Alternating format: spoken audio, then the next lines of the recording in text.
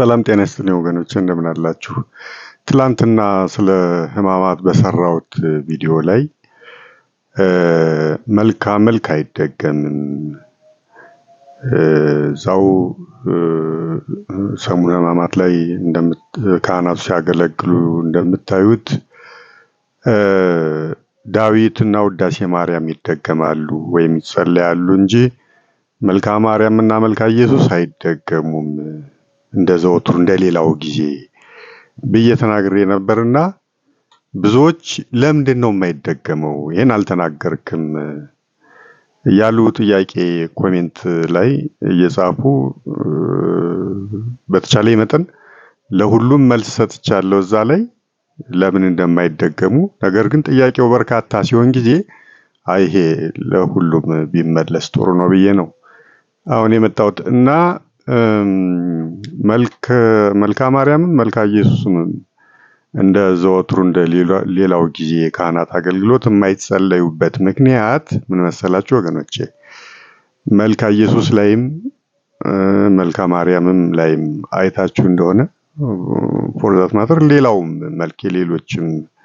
ቅዱሳን መልክ አይታችሁ እንደሆነ የሚገልጸው ስለ ክብራቸው ስለ ውበታቸው ስለ ሞገሳቸው ነው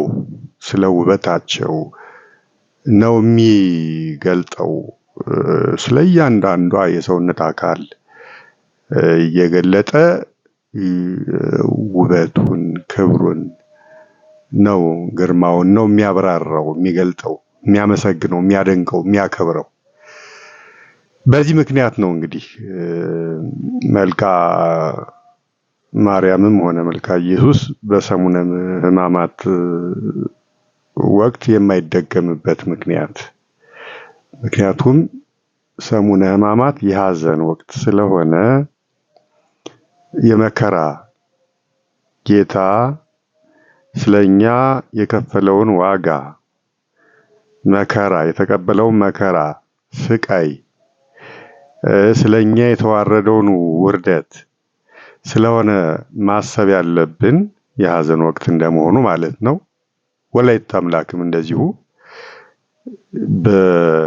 ምንድነው በነፍስሽ ሰይፍ ያልፋል አይደል ያላት አረጋዊው ስምዖን እና በነፍሷ ሰይፍ ያለፈበት ወቅት የመከራ ወቅት የሐዘን ወቅት ስለሆነ ስለዚህ ስለ ክብራቸው ስለ ውበታቸው ስለ ግርማቸው የሚገልጽ ሳይሆን መነገር ያለበት በሐዘን ወቅትነቱ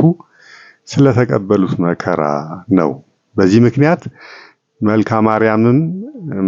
ማርያምንም ሆነ መልካ ኢየሱስንም የሚተካ ሌላ መልክዓ ሕማማት የሚባል ጸሎት አለ ያ ጸሎት የሚያበራራው ምንድነው ጌታ በየሰዓቱ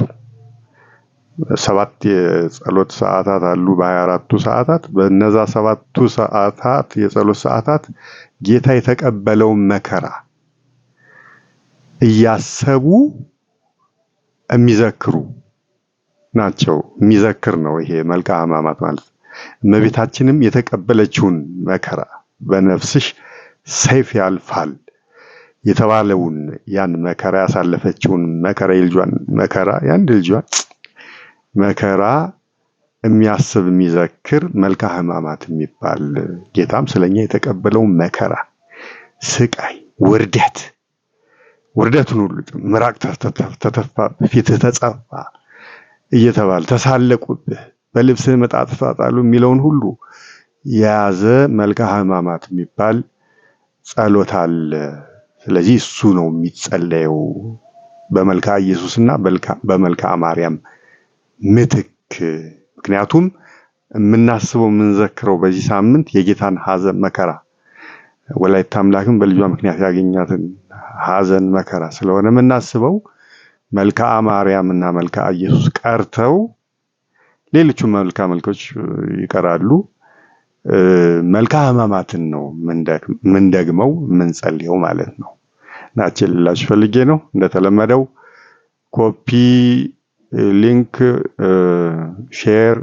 ሰብስክራይብ፣ ፋሎው ማድረጋችሁን አትርሱ። ላይክ ማድረጋችሁን አትርሱ። አመሰግናለሁ።